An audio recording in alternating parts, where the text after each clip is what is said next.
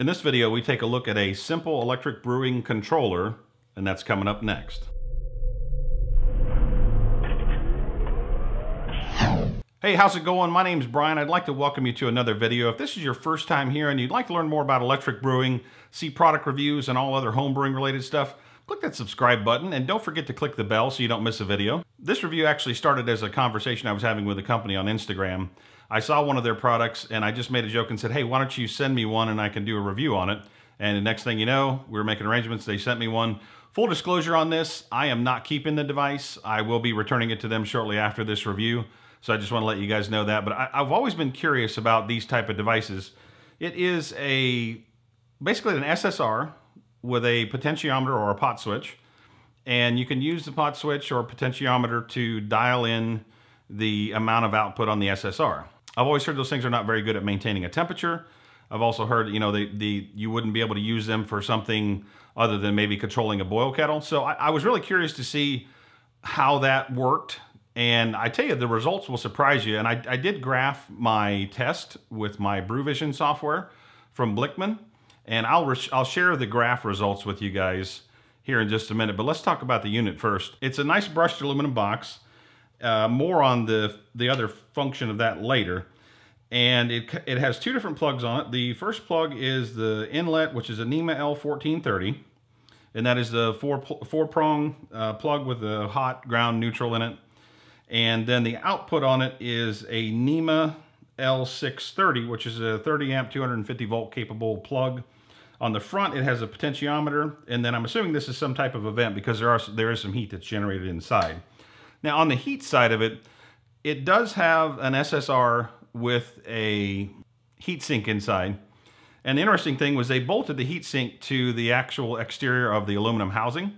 And so what that does, it actually acts as an additional way to dissipate heat. In my test, when I had it turned up to 100%, the box itself got warm, but it didn't get warm enough to really cause you any injury or anything like that. So that's one of the things that I found interesting about this device was the aluminum housing is also working as a heat sink. So the test that I conducted was, I knew it would work as a boil control. You turn it up to 100%, then turn it down whenever you get to the boil rate that you want.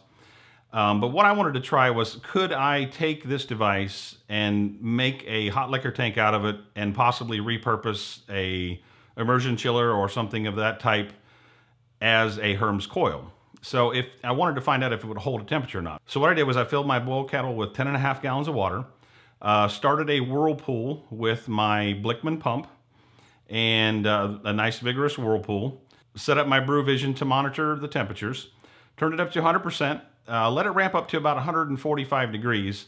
And once it got to 145 degrees, I turned it down and then found that it kind of flatlined there. I turned it down to like 30%. And then after I let it sit there for a little while to see if it was going to creep up, it did not start creeping up very quickly. So I went ahead and turned it up to about 40%. And then once it reached about 150 degrees, I turned it down to 30% in an attempt to see if I could hold that temperature. I made initial adjustments at that, probably that 150 degree mark. Then about 10 minutes after that, I made another slight adjustment with actually turning it down just a little bit more.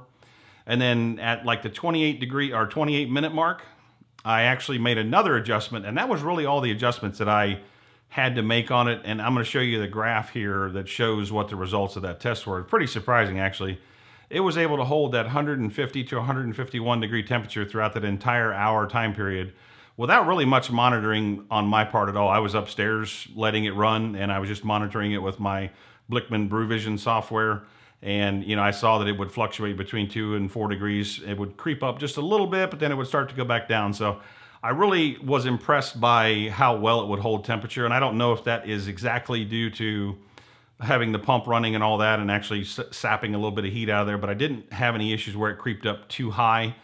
I think it held it certainly within a range of what you would mash with. Now, I will leave a link below to the company that sells these.